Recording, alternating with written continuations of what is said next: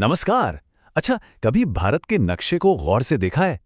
एक ही देश और इतनी जबरदस्त विविधता, पहाड़, पठार, नदियां, सब कुछ। ये कैसे हो सकता है? आज हम इसी गुत्थी को सुलझाने निकले हैं। और हमारा गाइड, ये कमाल के हाथ से बनाए गए नोट्स। तो चलिए शुरू करते हैं ये सफर।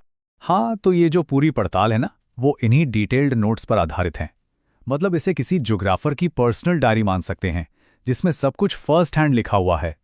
हमें भारत के भूगोल की एक असली और सीधी तस्वीर मिलेगी, एकदम सोर्स से। तो सबसे पहले ना भारत के साइज का अंदाजा लगाते हैं।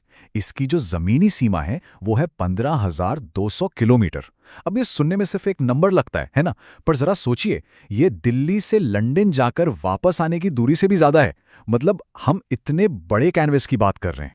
तो फिर सवाल वही है, इतने बड़े और इतने अलग अलग लैंडस्केप को कोई समझे तो समझे कैसे? इसका सबसे अच्छा तरीका पता है क्या है?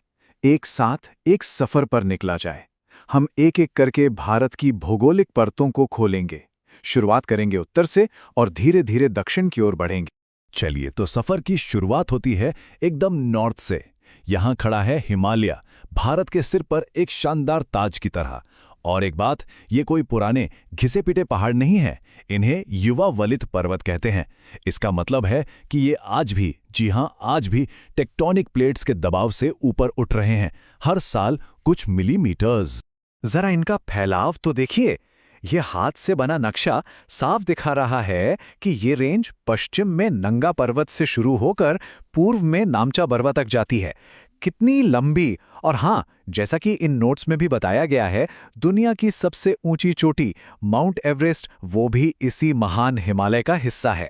अब इतने बड़े माउंटेन सिस्टम को समझने का सबसे आसान तरीका है इसे 3 पैरेलल लेयर्स में देखना। सबसे ऊपर है हिमाद्री, जहां सिर्फ बर्फ और ऊंची चोटियां हैं।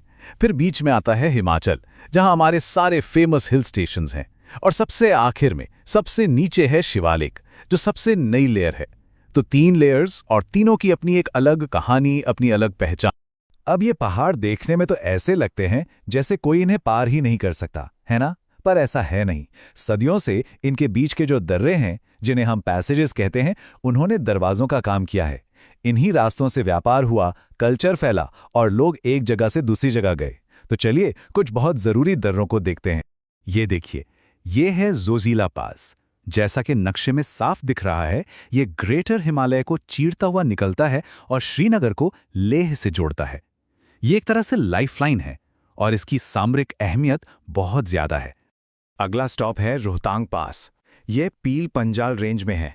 इसका काम सिर्फ कुल्लू वैली को लाहौल और स्पीति से जोड़ना ही नहीं है, बल्कि सच कहूं तो इसकी जो प्राकृतिक सुंदरता है ना, उसकी वजह से यहां से गुजरना अपने आप में एक जबरदस्त एक्सपीरियंस है। और अब देखिए सिक्किम में नाथुला को। ये महज एक पहाड़ी रास्ता नहीं है, ये तो इतिहास की एक जीती जागती कहानी है। सोचिए, सदियों तक ये भारत को तिब्बत से जोड़ने वाला एक कितना जरूरी ट्रेड रूट था। जो पुराना सिल्क रूट था ना, ये उसी का हिस्सा था। एक ऐसा रास्ता जिसने ना जाने कितने साम्राज्यों की किस्मत लिखी। तो ठीक है, हमने नए जवान पहाड़ों को देख लिया। अब वहां से उतरकर दक्षिण की तरफ चलते हैं। अब हम पहुंच रहे हैं भारत के जियोलॉजिकल हार्टलैंड में। यह है प्राचीन और एकदम स्थिर प्रायद्वीपीय पठार। कह सकते हैं कि यही भारत की असली नींव है। और जब हम प्राचीन कहते हैं तो इसका मतलब वाकई में बहुत पुराना है। ये पठार धरती की सबसे पुरानी जमीनी बनावटों में से एक है। ये इलस्ट्रेशन देखिए। ये दिखाता है कि यह हिस्सा कभी पुराने गोंडवाना सुपर कॉन्टिनेंट का हिस्सा हुआ करता था।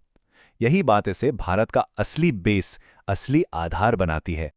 अच्छा, इस बड़े पठारी इलाके के भी कई अलग अलग हिस्से हैं। जैसे पश्चिम में देखिए, अरावली रेंज है, जो दुनिया की सबसे पुरानी पर्वत श्रृंखलाओं में गिनी जाती है। पूर्व में छोटा नागपुर पठार है, जिसे खनिजों का खजाना कहते हैं। और दक्षिण में दूर तक फैला है दक्कन का पठार, जो ज्वालामुखी के लावा से बना है।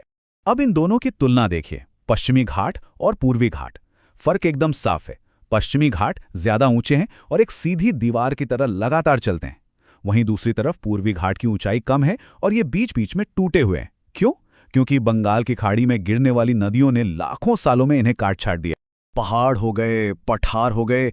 चलिए अब बात करते हैं भारत की लाइफलाइंस की, यानी हमारी नदियों की। कमाल की बात यह है कि ये नदियां उन्हीं पहाड़ों और पठारों से निकलती हैं जिनके बारे में हम अभी बात कर रहे थे, और फिर ये पूरे लैंडस्केप को एक नया रूप देती हैं। और जब लाइफलाइन की बात हो तो गंगा नदी सिस्टम से बड़ा कुछ भी नहीं है। हिमालय की ऊंचाइयों से निकलकर पानी का ये जो विशाल जाल है, जैसा कि यहां दिख भी रहा है, ये पूरे नॉर्दर्न प्लेन से बहता है और करोड़ों लोगों की जिंदगी का आधार है। गंगा की सहायक नदियों का ये जो पूरा नेटवर्क है, इसे समझना आसान है। देखिए, बाएं किनारे से रामगंगा, घाघरा जैसी नदियां आकर मिलती हैं और दाएं किनारे से यमुना और सोन जैसी बड़ी नदियां इसमें शामिल हो जाती हैं। अच्छा, अब जरा एक नज़र पेनिनसुलर रिवर सिस्टम पर डालते हैं। इसकी मुख्य नदी है गोदावरी। हिमालय की नदियों की तरह इन्हें ग्लेशियर से पानी नहीं मिलता। ये पूरी तरह मानसून की बारिश पर निर्भर करती हैं। और गोदावरी इन सब में सबसे लंबी है, तभी तो इसे अक्सर दक्षिण गंगा भी कहते हैं।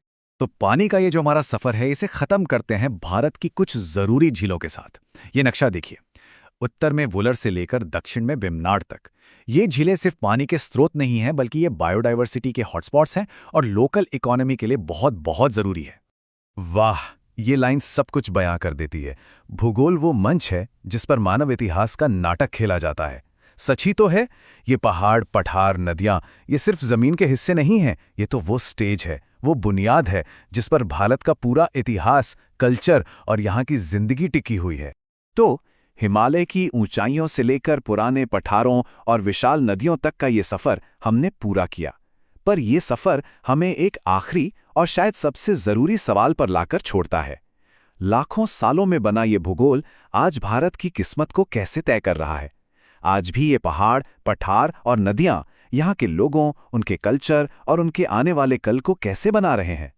ये सवाल हमें हमेशा ज़मीन और इंसान के बीच के उस गहरे, अटूट रिश्ते की याद दिलाता रहेगा।